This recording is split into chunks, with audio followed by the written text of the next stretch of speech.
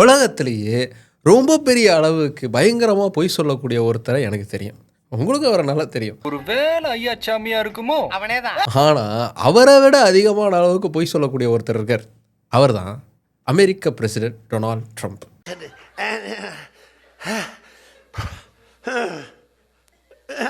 செய்யாததை செஞ்சேன்னு சொல்லுவார், செய்யறேன்னு சொல்லாத செய்யவே மாட்டார். இதானப்பா அரசியல்வாதிகளுடைய அரிச்சுவடியே. இதில் என்ன ஹைலைட் அப்படின்னு தானே கேட்குறீங்க. மற்றவங்கலாம் கொஞ்சம் அதை பொத்தராப்பில் பண்ணுவாங்க. ஆனால் ட்ரம்ப் கொஞ்சம் ஓப்பன் டைப்பு, ரொம்ப வெளிப்படையாக பேசுகிறேன்னு எல்லாரையும் வச்சு செஞ்ச ஒருத்தர் தான் ட்ரம்ப். ட்ரம்ப்புக்கு எதிராக இன்றைக்கி அமெரிக்கா முழுக்க பெரிய அளவுக்கான போராட்டங்கள் அப்படிங்கிறது வெடிச்சிருக்கு. இந்த போராட்டங்கள் 2 நாளைக்கு முன்னாடி ஆரம்பித்த ஒரு போராட்டம் கிடையாது. 2025 இந்த போராட்டம் நடந்துக்கிட்டு இருக்கு.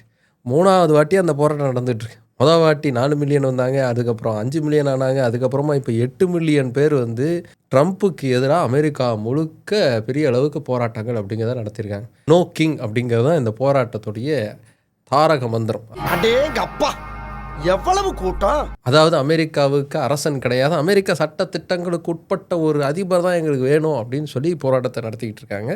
மக்கள் மட்டும் இல்லை, ஏகப்பட்ட செலிபிரிட்டிஸ்லாம் கூட ட்ரம்ப்புக்கு எதிராக போர்க்கொடிகளை வந்து தூக்கியிருக்காங்க. ராபர்ட் டினிரோ வந்து ரொம்ப ஓப்பனாக வந்து ஆஸ்கார் மேடையில் வந்து ட்ரம்ப்புக்கு எதிராக பேசியிருந்தார். ட்ரம்ப்னால எங்கள் நாடே பயங்கர மோசமாக போச்சு அப்படிங்கிறது இந்த மக்களுடைய ஒரு கோரிக்கை. ஆனால் அதை அப்படி சொல்லக்கூடாது. ட்ரம்ப்னால உலகமே நாசமாயிடுச்சு அப்படின்னு தான் சொல்லணும். உலகத்தையே வச்சு செய்யக்கூடிய ட்ரம்ப்பை இன்றைக்கி நாம் வச்சு செய்யலாம். கமான்.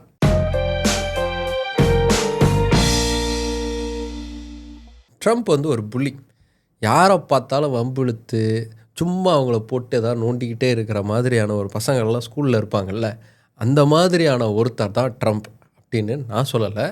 உலகத்தில் இருக்கக்கூடிய பல முக்கியமான தலைவர்கள்லாம் ரொம்ப ஓப்பனாக வந்து ட்ரம்ப்புக்கு எதிராக பேசியிருக்காங்க. அமெரிக்கா அப்படிங்கிற சூப்பர் பவருடைய சூப்பர் மோஸ்ட் பதவியில் அவர் இருந்தால் கூட அதுக்கேற்ற மாதிரி அவர் நடந்துக்கவே இல்லை.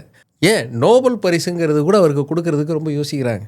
நோபல் பரிசு எனக்கு தர மாட்டேங்கிறாங்க, நான் எவ்வளோ பெரிய மனுஷன் அப்படின்னு அவர் சொல்கிறாரு. ஆனால் நோபல் பரிசுக்காரங்க அதுக்கு என்ன திரும்ப பதில் சொல்கிறாங்க? பெரிய மனுஷன் மாதிரி நீ நடக்கலையேடா, பின்ன உன்ன சார்னா கூப்பிடுவாங்க. ட்ரம்ப் இந்த உலகமே அவரை வச்சு தான் சுற்றிக்கிட்டு இருக்கு அப்படின்னு நினைக்கக்கூடிய ஒருத்தர். அதுவும் பாகிஸ்தான் பிரதமர்லாம் பார்த்தீங்கன்னா ஏதோ அவர்கிட்ட இருக்கிற பொம்மை மாதிரி அவர் ட்ரீட் பண்ணிருக்கார். நிற்க சொன்னால் நிற்கணும், உட்கார சொன்னால் உட்காரணுங்கிற மாதிரியான ஆங்கிளில் அவருடைய ட்ரீட்மெண்ட்டுங்கிறது இருக்குது. சரி, பாகிஸ்தான் தான் இப்போ படுபாதாளத்தில் இருக்காங்க, அதனால் எதுலாம் பேச முடியாதுப்பா அப்படின்னு எடுத்துப்போம். ஆனால் சவுதி எவ்வளோ முக்கியமான ஒரு கண்ட்ரி. அமெரிக்காவிலேயே பல முக்கியமான இன்வெஸ்ட்மெண்ட்டை சவுதி தான் செஞ்சுக்கிட்டு இருக்காங்க. சவுதியுடைய மோஸ்ட் பவர்ஃபுல்லான பதவியில் இருக்கக்கூடிய சவுதி இளவரசரை பற்றி இவர் என்ன சொல்லியிருக்காருன்னு கேளுங்க. He didn't think he'd be kissing my ass. He really didn't. He thought he'd be just another American president that was a loser. சவுதியுடைய பட்டத்து இளவரசர் அவரை பார்த்து எப்படி பேசியிருக்காரு பாருங்க. அதுவும் எந்த இடத்துல போய் பேசினார் தெரியுமா? அமெரிக்காவில் சவுதி கவர்மெண்ட்லேருந்து ஒரு இன்வெஸ்ட்மெண்ட்டுங்கிறது நடக்குது. அந்த இன்வெஸ்ட்மெண்ட் மீட்டிங்கில் தான் போய் பேசியிருக்காரு. அதாவது சவுதிக்காரங்க இருக்கிற இடத்துல போய் சவுதி இளவரசரை பற்றி அவர் பேசியிருக்காரு. எவ்வளோ தெளிவாக பேசியிருக்காரு பாருங்க. எங்க தலைக்கு எவ்வளவு தில்லு பத்தியா? சரி, இது மாதிரி மிடில் ஈஸ்டில் இருக்கிற கண்ட்ரி, பாகிஸ்தான் மாதிரியான சின்ன கண்ட்ரிஸை தான் இவர் டார்ச்சர் பண்ணியிருக்கான்னு பார்த்தா உலகம் முழுக்க எல்லாரையுமே வம்பிழுத்துருக்காருங்க. இந்தியாவுக்கு ஏகப்பட்ட டேரிஃபை போட்டார். அதே மாதிரி யூரோப்பில் அவருக்கு ரொம்ப க்ளோஸாக இருக்கிற கண்ட்ரீஸுக்கு மேலெலாம் எவ்வளோ டேரிஃபை போட்டார். டேரிஃபை போட்டதுனால உலகம் முழுக்கவுமே ஏகப்பட்ட கன்ஃபியூஷன்ஸ், ஏகப்பட்ட பிரச்சனைலாம் உருவாச்சு. இப்படி வணிகத்தில் மிகப்பெரிய அளவுக்கான தாக்கத்தை ஏற்படுத்தக்கூடிய ஒன்று தான் இந்த டேரிஃப். ஸோ இந்த மாதிரியான விஷயங்களால தான் ட்ரேட் அப்படிங்கிறது ஒரு நிலையற்ற தன்மையோடு இருக்கிறத நம்மளால் பார்க்க முடியும். ஆனால் அப்படியே ஒரு சூழலையும் தனக்கு சாதகமாக பயன்படுத்தி பணம் சம்பாதிக்கிறவங்க இருக்க தான் செய்கிறாங்க. அதுவும் நல்ல ஃபிக்ஸட் ரிட்டர்ன்ஸ் அப்படிங்கிறது அவங்களுக்கு கிடைக்கிறதுக்கான வாய்ப்பு அவங்க உருவாக்குவாங்க. அவங்களுக்கு பல விஷயம் தெரியுது, அதனால் அதை பண்ணுவாங்க அப்படின்னு நம்ம நினைக்கலாம். அப்படி இல்லை, நாமளும் சரியானபடி யோசித்து செயல்பட்டோம் அப்படின்னா நமக்கும் நல்ல ரிட்டர்ன் கிடைக்கிறதுக்கான ஆப்பர்ச்சுனிட்டிஸுங்கிறது நிறைய இருக்குது. அப்படி ஒரு ஆப்பர்ச்சுனிட்டி தான் வின்வெல்த் பிளாட்ஃபார்ம் வந்து ப்ரொவைட் பண்ணுறாங்க. இந்த வின்வெல்த் அப்படிங்கிறது ஒரு பாண்ட் இன்வெஸ்டிங் பிளாட்ஃபார்ம். இதில் ரீட்டைல் இன்வெஸ்டர்ஸ் வந்து எக்ஸ்சேஞ்சில் லிஸ்ட்டாக இருக்கக்கூடிய பாண்ட்ஸ்லாம் இன்வெஸ்ட் பண்ணலாம். அதுவும் குறைஞ்சபட்சம் 1000 ரூபாயிலேருந்து கூட இன்வெஸ்ட் பண்ண முடியும். இந்த பிளாட்ஃபார்மில் டீட்டெயில்ஸ் கொடுத்து லாகின் பண்ணதுக்கப்புறமா யூபிஐயில் நெட் பேங்கிங் மூலமாக உங்களுடைய இன்வெஸ்ட்மெண்ட் தொகைங்கிறத நீங்கள் செலுத்த முடியும். இதில் வருஷத்துக்கு 9 to 12% அளவுக்கான இன்ட்ரெஸ்ட் ரேஞ்ச் இருக்கக்கூடிய பாண்ட்ஸ்லாம் இருக்குது. அதில் உங்களுடைய இன்வெஸ்ட்மெண்ட் அப்படிங்கிறத பண்ணலாம். இதில் 3லேருந்து 6 மாதம் வரைக்குமான ஷார்ட் டேர்ம் இன்வெஸ்ட்மெண்ட் அப்படிங்கிறத கூட பண்ண முடியும். இங்கே இருக்கக்கூடிய பாண்ட்ஸ்லாம் அசெட் பேஸ்டான பாண்ட்ஸ். நீங்கள் இதில் இன்வெஸ்ட் பண்ணிகிட்டு இருக்கீங்க, திடீர்னு உங்களுக்கு பணம் தேவைப்படுது அப்படின்னா சிங்கிள் கிளிக்கில் வந்து உங்களுக்கான பாண்டுங்கிறத நீங்கள் க்ளோஸ் பண்ணிவிட்டு உங்களுடைய பணத்தை இன்ட்ரெஸ்ட்டோட நீங்கள் திரும்ப எடுத்துக்க முடியும். நீங்கள் எந்தெந்த பாண்ட்ஸ்லாம் இன்வெஸ்ட் பண்ணிட்டு இருக்கீங்க, அதில் எவ்வளோ இன்வெஸ்ட் பண்ணியிருக்கீங்க, அதிலிருந்து எவ்வளோ இன்ட்ரெஸ்ட் உங்களுக்கு கிடச்சிக்கிட்டு இருக்கு அப்படிங்கிற எல்லா டீட்டெயில்ஸுமே நீங்கள் டேஷ்போர்டில் ஈஸியாக பார்த்துக்க முடியும். வின்வெல்த் அப்படிங்கிறது 4 Degree water services private limited அப்படிங்கிற செபி ரெஜிஸ்டர்ட் புரோக்கருடைய பிராண்ட் நேம். அதனால் ஒரு நல்ல ப்ரொஃபஷனல்ஸோடு சேர்ந்து நம்ம இன்வெஸ்ட் பண்ணுறதுக்கான ஆப்பர்ச்சுனிட்டி அப்படிங்கிறது இதில் இருக்குது. வின்வெல்த் பற்றின முழுமையான டீட்டெயில்ஸை படித்து தெரிஞ்சுக்கிறதுக்கான லிங்க் அப்படிங்கிறத டிஸ்கிரிப்ஷனில் கமெண்ட்லையும் பின் பண்ணியிருக்கேன். செக் பண்ணி பாருங்கள். செக் பண்ணி பார்த்துட்டு உங்களுக்கான ஒரு இன்வெஸ்ட்மெண்ட் அப்படிங்கிறத ஸ்டார்ட் பண்ணிவிடுங்க. ஸோ இது டேரிஃப் அப்படிங்கிறது ரொம்ப முக்கியமான ஒன்று. அமெரிக்கா தொடர்ந்து இந்த டேரிஃபை தான் ஒரு வெப்பனாக வந்து பயன்படுத்தியிருக்காங்க. ஆயிலை வெப்பனாக பயன்படுத்தியிருக்காங்க, சாங்ஷன்ஸை வெப்பன்ஸாக பயன்படுத்தியிருக்காங்க. அதே மாதிரி தான் அந்த டேரிஃபுங்கிறதே ஒரு வெப்பனாகவே அமெரிக்கா தொடர்ந்து பயன்படுத்திகிட்டு இருந்தாங்க. ஆனால் நம்மளால் என்ன பண்ணிட்டார்னா அந்த டேரிஃபுங்கிற வெப்பனை மொழுங்கின கத்தி மாதிரி ஆக்கி விட்டார். எல்லாருக்கிட்டையும் டேரிஃப் ஏற்றுவேன்னு சொல்லி அவருக்கு க்ளோஸாக இருக்கக்கூடிய ஃப்ரெண்ட்ஸ் எல்லாம் கூட அவர் பகைச்சிக்கிட்டார். யூரோப்பில் இருக்கக்கூடிய பல நாடுகளே அமெரிக்காவோட நம்ம இனிமேல் பழக்கம் வச்சுக்கணுமா அப்படின்னு யோசிக்க ஆரம்பிச்சிட்டாங்க. யோ போயா, உனக்கு சரியா சத்தியம் கூட பண்ண தெரியல. மாமியார் ஜெர்மனி ஒரு படி மேலேயே போய் இனிமே நாங்கள் அமெரிக்காவை அதிகமாக நம்பி இருக்க மாட்டோம் அப்படின்னு அஃபிஷியலாகவே சொல்லிட்டாங்க. ஜெர்மனி இப்படி ஒரு முடிவு எடுத்ததுக்கு ஒரு முக்கியமான மீட்டிங் தான் காரணம் அப்படின்னு சொல்கிறாங்க. அது என்ன மீட்டிங்னா, ஜெர்மனியுடைய சான்சலர் இருக்கக்கூடிய ஏஞ்சலா மெர்க்கலோட ஒரு ட்ரேட் மீட்டிங் அப்படிங்கிறது ட்ரம்ப் கூட நடந்திருக்கு. அந்த டிஸ்கஷன் ரொம்ப ஹீட்டடாக போயிருக்கு. ஒரு கட்டத்தில் மெர்க்கல் என்ன பண்ணியிருக்காங்கன்னா, நீங்கள் எங்களுக்கு எதுவும் சரியாக தர்றதில்லை அப்படிங்கிற மாதிரி சொல்லியிருக்காங்க. அதுக்கு நம்மளால் என்ன பண்ணியிருக்காங்கன்னா, பக்கத்தில் இருந்த முட்டாய் பாக்ஸ்லேருந்து ஒரு முட்டாய் எடுத்து தூக்கி போட்டிருக்காரு. எதுவும் தர்றதில்லைன்னு சொல்லாதீங்க, அந்தா முட்டா தரல அப்படின்ட்டு இருக்கு. அதில் கடுப்பானவங்க தான் வெளியில் வந்துட்டு இனிமேல் நாங்கள் அமெரிக்காவோடலாம் எந்த உறவும் வச்சுக்க மாட்டோம்னு சொல்லிட்டு போயிட்டாங்க. ரொம்ப நேரம் நல்லா பேசிக்கிட்டாலையா. இது கூட பரவாயில்லைங்க. ட்ரம்ப்பை பார்த்தா உலக தலைவர்கள்லாம் அலறிட்டு ஓடுறதுக்கு இன்னும் நிறைய காரணம் இருக்குது. ஒரு சாம்பிள் சொல்லட்டுமா? இந்த வருஷம் ஃப்ரெஞ்ச் அதிபர் எமானுவல் மேக்ரோன் என்ன பண்ணியிருக்காரு, ட்ரம்ப்புக்கு ஒரு பர்சனலாக மெசேஜ் அனுப்பிச்சிருக்காரு. எப்போ சிரியாவுக்கும் நமக்குமான டேர்ம்ஸ் கொஞ்சம் சரியாக இருக்குது, நீங்கள் பாரிஸ்லேருந்து கிளம்புறதுக்கு முன்னாடி நீங்களும் நானும் ஒரு காஃபியில் மீட் பண்ணுவோம் அப்படின்னு அனுப்பியிருக்காரு. ரொம்ப சீக்கிரட்டாக டிப்ளமேட்டிக்காக அனுப்பின இந்த மெசேஜை ட்ரம்ப் அவருடைய சோஷியல் மீடியாவில் போஸ்ட் போட்டு நான் காஃபி சாப்பிட போகிறேன், இனிமேல் அவர் பதவியில் இருக்க மாட்டேன்னு வேறு அவர் சொன்னார், அது என்னன்னு கேட்க போகிறேன்னு சொல்லிட்டாரு. ஐயோ சாமி வேற. அதை பார்த்துட்டு மேக்ரோனுக்கு பயங்கர ஷாக் ஆயிடுச்சு. அவருக்கு மட்டுமா ஷாக் ஆச்சு, உலக நாட்டு தலைவருக்கெல்லாம் ஷாக் ஆயிடுச்சு. அவங்க எல்லாருமே ஃபோன் எடுத்து ட்ரம்ப்புக்கு அனுப்பணும்னு இருந்த அனுப்பின மெசேஜ் எல்லாத்தையும் டெலிட் பண்ணிட்டாங்க. அது எதுக்குங்க பழைய மேட்ரு வரைக்கும் போனோம். இப்போ ரீசெண்டாக ஒன்று நடந்ததுங்க. ஜப்பானுடைய பிரைம் மினிஸ்டரான டகாய்ச்சி வந்து ட்ரம்ப்பை சந்திக்கிறாங்க. அப்போ ப்ரெஸ்ஸில் வந்து கேள்வி கேட்குறாங்க, நீங்கள் ஈரான் மேலே திடீர்னு ஒரு தாக்குதல் நடத்திருக்கீங்க, இதை பற்றி நீங்கள் உங்களுடைய நண்பர்கள்கிட்ட கூட சொல்லலை, ஜப்பானுக்கு கூட நீங்கள் இன்ஃபார்ம் பண்ணாமல் ஈரானுக்குள்ள தாக்குதல் நடத்திருக்கீங்களே ஏன் அப்படின்னு கேள்வி கேட்குறாங்க. இதுக்கு நியாயமாக ஒரு அதிபராக இருக்கிறவர் என்ன பதில் சொல்லியிருக்கணும்? சொல்ல முடியாத சூழல் இருந்தது, இல்லை திடீர்னு தாக்குதல் நடத்த வேண்டியதாக இருந்தது சொல்லியிருக்கணும். என்ன தெரியுமா பதில் சொன்னார் பாருங்க. Because we wanted surprise. Who knows better about surprise than Japan? Hey, why didn't you tell me about Pearl Harbor? Okay. இரண்டாம் உலகப் போர் அப்படிங்கிறது இந்த ரெண்டு நாடுகள்லேயுமே பெரிய இழப்புகளை உருவாக்கணும் ஒன்று. ரெண்டு நாடுகளுமே அந்த உலகப்போர் காலகட்டத்தை மறக்கணும்னு நினைக்கிறாங்க. அதை மறந்துட்டு தான் ரெண்டு நாடுகளும் டிப்ளமேட்டிக் ரிலேஷன்ஸ் அப்படிங்கிறத மெயின்டைன் பண்ணிட்டு இருக்காங்க. அந்த இடத்துல அமெரிக்க அதிபராக இருக்கிற ஒருத்தர் என்ன பதில் சொல்கிறாரு பார்த்தீங்களா? அதில் அவர் சொன்ன பதிலை விட ஜப்பான் பிஎம் கொடுத்த ரியாக்ஷன் தான் அதில் ஹைலைட்டு. எப்படி சிக்கிரிக்கம் பாத்தியாப்பா. ஒரு முக்கியமான பொறுப்பில் இருக்கிறவர் வார்த்தைகளை ரொம்ப தேர்ந்தெடுத்து பேசணும். அதுலேயும் அமெரிக்க அதிபருங்கிற ரொம்ப மோஸ்ட் பவர்ஃபுல்லான ஒரு பதவியில் இருக்கிறவர் எந்த அளவுக்கு சாய்ஸ் ஆஃப் வேர்ட்ஸுங்கிறது இருக்கணும். ஆனால் நம்மால் பேசுகிறது எல்லாமே ட்ராஷ் டாக்கிங் மாதிரி தான் இருக்கும். WWEல ஒரு மேனேஜராக சுற்றிக்கிட்டு இருந்த எக்ஸ்பீரியன்ஸாக என்னன்னு தெரியல, எப்போ பேசினாலும் இதே மாதிரியான ட்ராஷ் டாக்கிங்கில் தான் பேசுவார். அந்த வார்த்தைகள்லாம் பல சமயங்களில் பல பிரச்சனைகளை உருவாக்கியிருக்கு. அமெரிக்காவுக்கு பல சின்னஞ்சிறு நாடுகளில் இருந்து அகதிகளாக வருவாங்க, இல்லைனா வந்து இல்லீகலாக குடியேறவங்க அதிகமாக இருக்காங்க. அதை தடுக்கிறதுக்கு அமெரிக்கா முயற்சி பண்ணிகிட்டு இருக்கு. ஆனால் அந்த நாடுகளை பற்றி ட்ரம்ப் என்ன சொல்லியிருக்காருன்னா, Permanent pause on third world migration, including from hellholes like Afghanistan, Haiti, Somalia, and many other countries. I didn't say shit, all you did. இதில் ஆப்பிரிக்காவில் இருக்கக்கூடிய ஒரு சில நாடுகள்லேருந்து பல நாடுகள் வந்து கடுமையான கண்டனத்தை வந்து தெரிவிச்சிருந்தாங்க. இப்படி உலகத் தலைவர்களை போட்டு டார்ச்சர் பண்ணுறது ஒரு பக்கம், இன்னொரு பக்கம் பார்த்தீங்கன்னா அவரை பற்றி பயங்கர பெருமையாக பேசுறது. யார் பேசுறது? அவரே தான். அவரே சொல்கிறாரா? Very good very good brilliant. நீங்கள் ட்ரம்ப் பேசாத பார்த்தீங்கன்னா 10 நிமிஷத்துக்கு ஒரு 2 நிமிஷத்துக்கு ஒரு தடவை தன்னை பற்றி தானே பெருமையாக பேசக்கூடிய ஒருத்தராக ட்ரம்ப் இருப்பார். Nobody's stronger than me. Nobody has better toys than I do. There's nobody bigger or better at the military than I am. Nobody loves the Bible more than I do.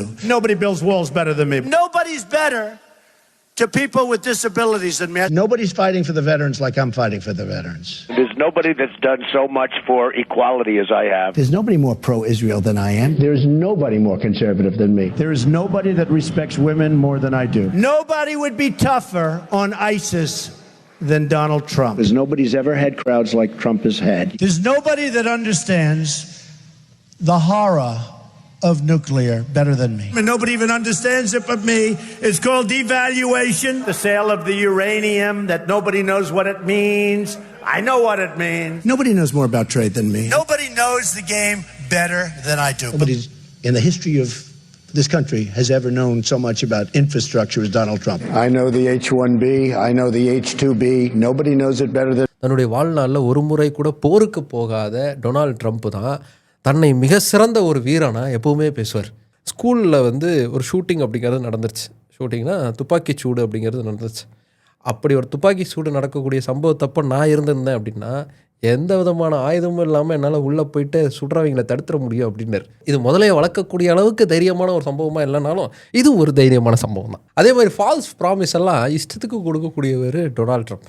மெக்சிகோவுக்கும் அமெரிக்காவுக்கும் நடுவில் ஒரு பெரிய சுவரை கட்ட போகிறேன்னு அவர் first term அதிபராக இருந்தபோது சொன்னார். அதுவும் 1000 கிலோமீட்டருக்கு கட்ட போகிறதா சொன்ன அந்த சுவர் அப்படிங்கிறது 400 கிலோமீட்டருக்குள்ளேயே காசு காலி ஆயிடுச்சு. அதுக்கு அவர் என்ன சொன்னார்னா, நாங்கள் எல்லாத்தையும் கட்டி முடிச்சிட்டோம், இன்னும் கொஞ்சம் எக்ஸ்டெண்ட் பண்ண வேண்டியிருக்கு, அதுதான் பாக்கி இருக்குது அப்படின்னு சொன்னார். உட்காந்து அளந்து பார்த்தா 400 கிலோமீட்டர் தான் இருக்குது, அதுக்குள்ளே முடிச்சிட்டேன்னு சொல்கிறாரு அப்படின்னு எல்லாருமே ஷாக் ஆகிட்டாங்க. அதோட ஹைலைட் என்னென்னா, இதுக்கு தேவையில்லாமல் இந்த சுவர் கட்டணும், இதனால் காசு தாயா வேஸ்ட்டு அப்படின்னு எல்லாரும் சொன்னப்போ, We will build a great wall along the southern border, and Mexico will pay for the wall. Mexico நாங்கள் ஏன்ப்பா காசு தரணும் அப்படின்னு சொல்லி பதில் சொல்லிட்டாங்க. No cree en los muros. Lo he dicho una y otra vez. México no pagará ningún muro. அதே மாதிரி என்னால் மட்டும்தான் பல விஷயங்களை முடியும் அப்படின்னு சொன்னார். ஃபார் எக்ஸாம்பிள் சொல்லலாம், உக்ரைன் வர 24 மணி நேரத்தில் நான் நிறுத்தி காட்டுவேன் அப்படின்னாரு. ஆனால் இன்றைக்கி வரைக்கும் அது நின்ன பாடே இல்லை. இப்படி என்னால் தான் முடியும்னு சொல்கிறத தாண்டி அவர் சொல்கிறதையே மாற்றி மாற்றி பேசக்கூடிய ஒருத்தராக தான் அவர் இருந்திருக்கார். ஈரான் வாரே எடுத்துக்கோங்க, 3 நாளில் முடிச்சிருவோன்னாரு, முடியலை. மொத்தமாக எல்லா படையும் நாங்கள் அழிச்சிட்டோம், கொஞ்சம் பேர் தான் அங்கே சுட்டுக்கிட்டு இருக்காங்கன்னாரு. ஆனால் இன்றைக்கி போர் நடந்துக்கிட்டு தான் இருக்குது. அதுக்கப்புறம் ஈரானுடைய நியூக்ளியர் ஃபெசிலிட்டியை ஒட்டுமொத்தமாக அழிச்சிட்டோம், மண்ணில் போட்டு புதைச்சிட்டோம், இனிமேல் அவங்க நியூக்ளியரை பற்றி நினைக்கவே முடியாது அப்படின்னு சொன்னார். அப்புறம் எங்கே தொடர்ந்து ஈரானில் தாக்குதல் நடந்துக்கிட்டு இருக்கு அப்படின்னு கேட்டப்போ, இல்லை அவங்க ஈரானில் வந்து மறுபடியும் நியூக்ளியர் வெப்பன் செஞ்சுருவாங்க, அதனால தான் நாங்கள் தாக்குதல் நடத்திக்கிட்டு இருக்கோம் அப்படின்னு சொன்னார். தன்னை பற்றி மிகைப்படுத்தி சொல்கிறதுக்கு ஏகப்பட்ட கதைகளையெல்லாம் யூஸ் பண்ணுறாரு ட்ரம்ப். வேர்ல்ட் ட்ரேட் சென்டர் இடிக்கப்பட்டப்போ என் வீட்டிலேருந்து நான் அதை பார்த்தேன். என் வீட்டில் வந்து வேர்ல்ட் ட்ரேட் சென்டரை பார்க்குறதுக்குன்னே நான் தனியாக ஒரு பால்கனி கட்டி வச்சுருந்தேன். டெய்லி நான் அதோடைய அழகை ரசிப்பேன். ஆனால் அன்னைக்கு எல்லாரும் வந்து அதிலேருந்து கீழே குதித்து பார்த்ததை என்னால் தாங்க முடியல அப்படின்னார். I have a window in my apartment that specifically was aimed at the World Trade Center because of the beauty of the whole downtown Manhattan. And I watched as people jumped, and I watched the second plane come in. அதாவது twin tower இடிக்கப்பட்டப்போ 6 kilometre தாண்டி இருக்கிற இன்னொரு இடத்துல தான் அவருடைய Trump டவருங்கிறது இருந்துச்சு. அதில் தான் அவர் இருந்தார். அங்கேருந்து எப்படியா வேர்ல்ட் ட்ரேட் சென்டரை பார்த்தேன் அப்படின்னா அதுக்கு அவர் பதிலே சொன்னதே இல்லை. இதோட ஹைலைட் என்னென்னா, இப்போ ரீசெண்டாக ஒன்று சொல்லியிருந்தார். அது என்ன தெரியுமா, ஒசாமா பின் லேடன் ட்வின் டவரை தாக்கிறதுக்கு 2-3 வருஷத்துக்கு முன்னாடியே நான் பீட் ஹெக்ஸத், அதாவது டிஃபென்ஸ் செக்ரட்டரியாக இருக்கக்கூடிய பீட் ஹெக்ஸத்துக்கு ஒசாமா பின் லேடன் கண்டிப்பாக அமெரிக்காவை வந்து அட்டாக் பண்ணுவான், ட்வின் டவரை இடிப்பான் அப்படின்னு சொல்லியிருந்தாருன்னா பார்த்துக்கங்களேன் அப்படின்னு சொல்லியிருந்தார். And please remember, I wrote about Osama bin Laden exactly 1 year ago, 1 year before he blew up the World Trade Center. And I said, you got to watch Osama bin Laden. But I said 1 year before to Pete Hegseth. I said 1 year before. Where's Pete? In the book, I wrote whatever the hell the title, I can't tell you. ஆனால் அதில் உண்மை என்னென்னா, beat Hegseth அப்போது 19 வயசு தான், college படிச்சுட்டு இருந்திருப்பார். ட்ரம்ப்பை அவர் சந்திச்சிருக்கிறதுக்கே வாய்ப்பு இல்லை.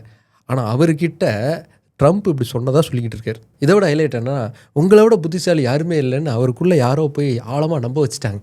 அதனால் மிக சிறந்த அறிவாளி தான் நினப்பில் என்னென்ன காமெடிலாம் பண்ணியிருக்காரு தெரியுமா. ஒரே ஒரு எக்ஸாம்பிள் சொல்கிறேன். ட்ரம்ப் வந்து அவரோட சோஷியல் மீடியாவில் ஒரு போஸ்ட் போட்டிருந்தார். நிலாவுக்கு எதுக்கு நம்ம பல கோடி ரூபா செலவு பண்ணி ஆராய்ச்சிக்கு ராக்கெட்லாம் அனுப்புறோன்னு எனக்கு புரியல. நாசா அதை விட்டுட்டு உருப்படியான விஷயங்கள்லாம் பண்ணணும், மார்ஸில் ஆராய்ச்சி பண்ணலாம், ஏன்னா நிலாவுக்கு பக்கத்தில் தானே அது இருக்குது அப்படின்னு போஸ்ட் போட்டிருந்தார். நிலாவுக்கு பக்கத்தில் மார்ஸ் இருக்குன்னு சொல்லியிருந்தாரா, இல்லை நிலாவுக்குள்ளே மார்ஸ் இருக்குன்னு சொல்லியிருந்தாரா, இல்லை மார்ஸ்க்கு பக்கத்தில் நிலா இருக்குன்னாரா, நிலாவுக்கு பக்கத்தில் மார்ஸ் இருக்குன்னாரான்னு என்ன சொல்ல வராருன்னு யாருக்குமே புரியல. நாசா சயின்டிஸ்ட் சயின்ஸ் மேலே கவனம் செலுத்துங்கன்னு அவர் சொன்னது தான் என்னால் ஏற்றுக்கவே முடியல. அரசியல்ல இதெல்லாம் சாதாரணமாப்பா. இப்போ ட்ரம்ப் எதை நோக்கி நகர்ந்துட்டு இருக்காருன்னா, ஒரு டோட்டாலிட்டேரியனை நோக்கி நகர்ந்துட்டு இருக்கார். அதாவது ஒட்டு மொத்தமாக அமெரிக்காவுடைய பவருங்கிறது அவருக்கு வரணுங்கிற மாதிரியான ஒரு ஆசை வந்து அவருக்கு அதிகமாக இருந்துக்கிட்டே இருக்குது. இதுக்கு 2-3 சம்பவங்கள் தொடர்ந்து நடந்துக்கிட்டு இருக்குது அப்படிங்கிறத எக்ஸாம்பிளாக அமெரிக்க மக்களே முன்வைக்கிறாங்க.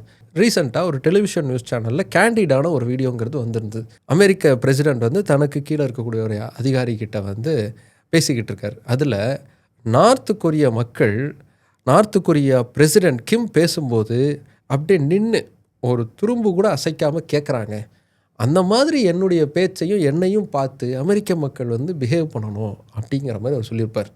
Are we close to seeing Mr. Kim here at the White House? Could happen. I mean, They talked about that yesterday with Mike Pompeo. yeah, I think it's something that could happen. Yeah. Hey, he's the head of a country, and I mean, he is the strong head. Don't let anyone think anything different. Right. He speaks and his people sit up at attention. I want my people to do the same. அதாவது நார்த்துக்குரிய dictator மாதிரி தானும் ஆகணும் அப்படிங்கிற ஒரு ஆசை அவருக்கு இருக்குது. இதே மாதிரி ப்ராஜெக்ட் 25 அப்படிங்கிற ஒரு டாக்குமெண்ட் இருக்குது. இந்த டாக்குமெண்ட்டை ஒரு வலதுசாரி அமைப்பு வந்து வெளியிட்டிருந்தாங்க. அமெரிக்காவை மறுபடியும் ஸ்ட்ராங்காக மாற்றணும்னா அதுக்கு இந்த அம்சங்களை எல்லாம் நம்ம செய்யணும் அப்படிங்கிற ஒரு கோரிக்கைங்கிறது அதில் வைக்கப்படுது. அந்த ஐடியாஸ்லாம் எப்படி இருக்குன்னா ரொம்ப மோசமாக இருக்குது. அதாவது ஜஸ்டிஸ் டிபார்ட்மெண்ட்டில் நீதித்துறையில் வந்து மாற்றங்கள் கொண்டு வரணும், நம்மளுடைய ஐடியாலஜிக்கு ஏற்ற மாதிரியான நீதிபதிகள் நியமிக்கப்படணும், அதே மாதிரி எல்லாருக்கும் சமத்துவம், இன்க்ளூசிவிட்டி இதெல்லாம் பேசுகிறதெல்லாம் நிறுத்தணும், அதுக்கெல்லாம் தடைகள் விதிக்கிற மாதிரியான சட்டங்களை உருவாக்கணும், அமெரிக்க அதிபருக்கு அதிகமான அளவுக்கு பவர் கொடுக்கப்படணும் அப்படிங்கிற மாதிரியான ஐடியாஸ்லாம் வைக்கப்பட்ட ஒரு டாக்குமெண்ட் தான் இந்த ப்ராஜெக்ட் 25. இதுக்கு ட்ரம்ப்புக்கு முதல்ல சம்மந்தம் இருக்குதுன்னு பேச ஆரம்பித்தாங்க. ட்ரம்ப் அதை பற்றி எனக்கு தெரியவே தெரியாதுங்க அப்படின்னு சொல்லிட்டார். ஆனால் இந்த ஐடியாஸ் எழுதுனாங்களே, அந்த டாக்குமெண்ட் எழுதுனாங்களே, அந்த டாக்குமெண்ட் எழுதுனவங்களில் 25 பேர் ட்ரம்ப்போட பழைய அட்மினிஸ்ட்ரேஷனில் முக்கியமான பொறுப்புகள் இருந்தவங்க, எல்லாம் முக்கியமான பொறுப்புகளோட நெருக்கமாக இருந்தவங்களாக தான் இருந்திருக்காங்க. அப்போ ட்ரம்ப் வந்து அமெரிக்காவை முழுமையாக தன்னுடைய கட்டுப்பாடுகளை கொண்டு வரணும்னு முயற்சி செஞ்சுக்கிட்டே இருக்காரு. அதுக்கு அண்டர் கிரவுண்டு வேலைங்கிறது நடந்துக்கிட்டே தான் இருக்கோ அப்படிங்கிற கேள்விங்கிறது வருது. இப்போ ஈரான் போரில் கூட பார்த்திங்கன்னா அமெரிக்க பாராளுமன்றத்தை கூட்டி அவர் பெர்மிஷனே வாங்கலை, நேரடியாக அவரே முடிவெடுக்கிறார். இப்படி தன்னிச்சையாக அவர் முடிவெடுக்கிறது, இன்னும் தன்னிச்சையான அதிகாரம் அவர் வேணும் அப்படின்னு நினைக்கிறது, இதுதான் அமெரிக்க மக்களை கோவப்படுத்தியிருக்கு. அதனால தான் நோ கிங் அப்படிங்கிற ஒரு போராட்டத்தை அமெரிக்காவில் தொடர்ந்து நடத்திக்கிட்டு இருக்காங்க. இதில் அவங்கள விட நாம் தான் கொஞ்சம் அதிகமாக கவலைப்படணும்.